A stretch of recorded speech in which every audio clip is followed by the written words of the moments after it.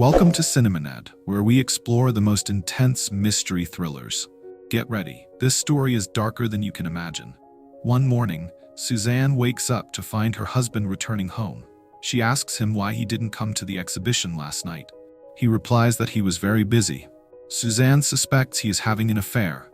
She is already worried about her marriage. The next day, one of her employees approaches her and says that a man named Edward has sent her a parcel.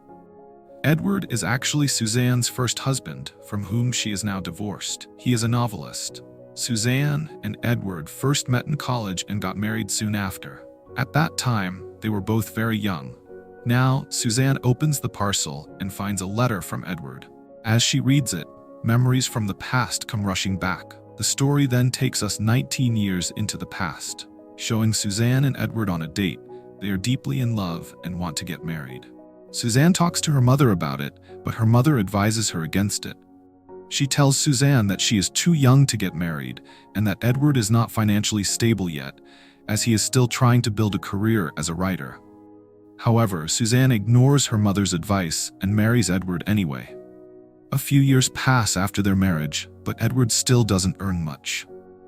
Because of their financial struggles, Suzanne becomes very worried, and distance starts to grow between them.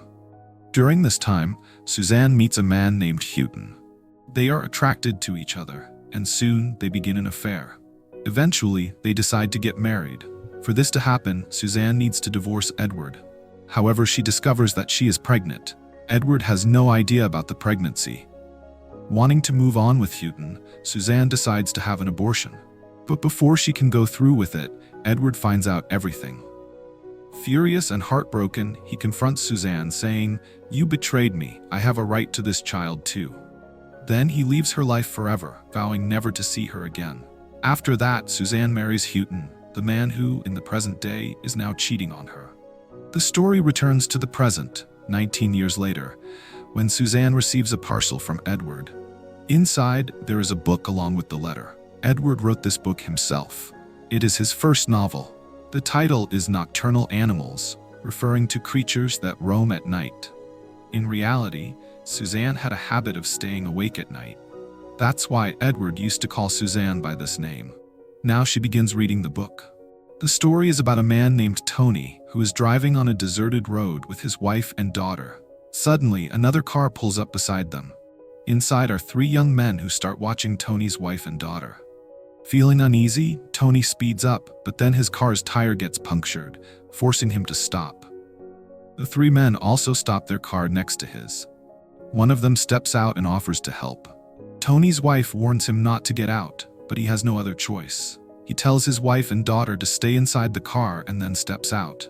The man then says, "Your wife and daughter need to get out too." Their weight is pressing on the tire, making it harder to fix. Left with no choice, Tony's wife and daughter step out of the car. The two other men suddenly grab them. Tony tries to help, but the third man holds him back. Then the two men forcefully take Tony's wife and daughter away from the car, while the third man keeps Tony restrained. The man takes Tony far away from his car, leaving him stranded in Bihar before driving off. Tony screams desperately for his wife and daughter, but there is no one to help him. As Suzanne finishes reading the story, tears well up in her eyes. It's late and she has to go to the office in the morning, so she forces herself to sleep. However, the next day at work, she feels restless. She can't focus on anything. The story keeps replaying in her mind. That night, unable to resist, she starts reading again. She reads that Tony walks all night, searching for help. By morning, he reaches a house and manages to call the police. He tells them everything, how the three men took his wife and daughter away. Later, Tony checks into a hotel where he receives a call from the police. They inform him that they have found his car in Bihar, but his wife and daughter are not inside. The officer then gives Tony the contact number of a lieutenant who will now handle the case.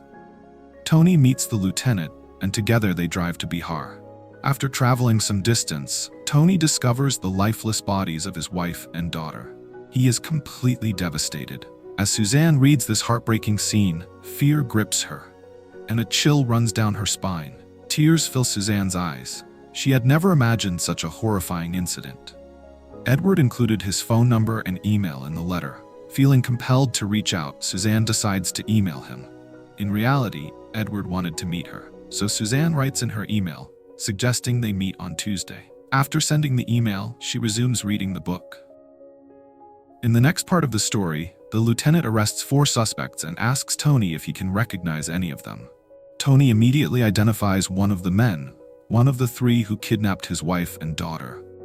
The suspects were actually caught during a bank robbery. The man Tony recognized confesses and reveals that one of the 3 kidnappers had already died during the robbery. He also provides the address of their 3rd partner, leading to his arrest. This is the same man who had initially tricked Tony into getting out of the car. The police take the suspect to the house where the horrific crime took place, the place where Tony's wife and daughter were assaulted and murdered. The lieutenant questions him, asking, "Why did you do this?" But the suspect denies everything, claiming he never kidnapped or killed anyone. Despite his denial, all 3 suspects are officially charged. Meanwhile, Tony is left with nothing. He has lost his wife and daughter, and his life is now empty. He struggles to sleep at night. Suzanne, too, finds herself unable to rest. The story shifts back to the present. Suzanne's mind is overwhelmed with thoughts. She had already lost her first husband, and now the man she left him for is cheating on her. Because of this, she barely gets any sleep. At times, she even forgets certain things. The next morning, when she arrives at the office, she notices a large picture of revenge on the wall. She doesn't remember who put it there. Her colleague tells her, "You put it up." Suzanne is deeply disturbed by everything happening in her life. That night, when she returns home, she finds an email from Edward. He writes that he will meet her on Tuesday night. Once again, Suzanne picks up the book and starts reading. In the next part of the story, the lieutenant calls Tony to inform him that all 3 suspects have been acquitted. Their lawyer managed to win the case. Hearing this, Tony is devastated. His wife and daughter's murderers are now free. The lieutenant, knowing how broken Tony is, says, "I'm very sick. I don't have much time left in this world. This is probably my last case. I can help you legally, but not illegally. Come meet me tonight." That night, Tony meets the lieutenant. The lieutenant tells him, "The law may have spared them, but we won't." He then brings 2 of the suspects to Tony, hands him a gun, and says, "Kill them." Just as Tony is about to shoot, the lieutenant suddenly starts coughing uncontrollably. Seizing the opportunity, one of the criminals tries to escape. But before he can get away, the lieutenant grabs Tony's gun and shoots one of them dead. However, the main culprit, the one who forced Tony out of the car, manages to escape. Tony watches him flee and says, "I know exactly where he's going." Determined, Tony takes the gun from the lieutenant and heads to the same house where his wife and daughter were murdered. His suspicion is right. The criminal has indeed run there. Tony aims the gun at him and commands, "Come out." But the man, thinking quickly, grabs a metal rod and slowly steps outside, pretending to surrender. At that moment, Tony sees a vision of his wife, upside down, as if haunting him.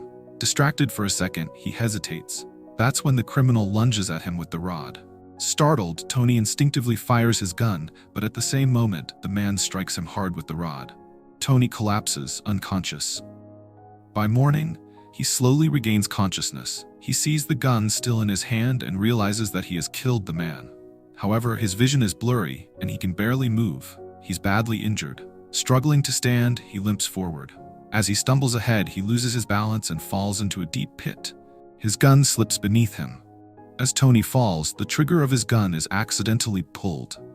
A gunshot echoes through the air. Tony is hit. With his death, the story comes to an end.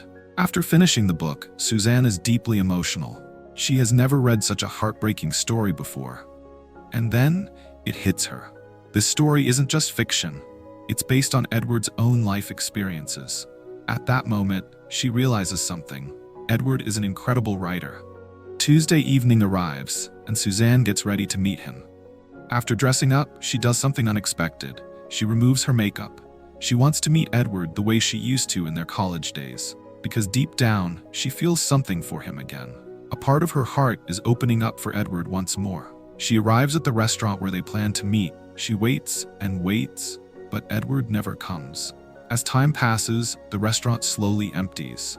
Suzanne sits there alone, realization sinking in. The story she had just read, it wasn't just fiction. It was Edward's own story.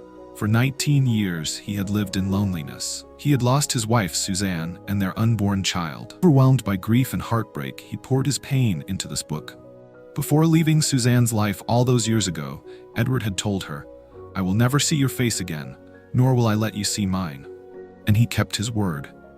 At that moment, Suzanne finally understands her mistake. Her life had been perfect. Everything was going well. She should have trusted Edward. Instead, she threw it all away for someone who had only deceived her in the end.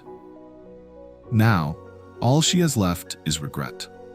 And with that, the story comes to an end. Sometimes in life, we wait for the perfect moment. But the truth is, sometimes we just need to trust the people who love us. Because with time, things do get better. We hope you enjoyed this story. Thank you for watching CinemaNet.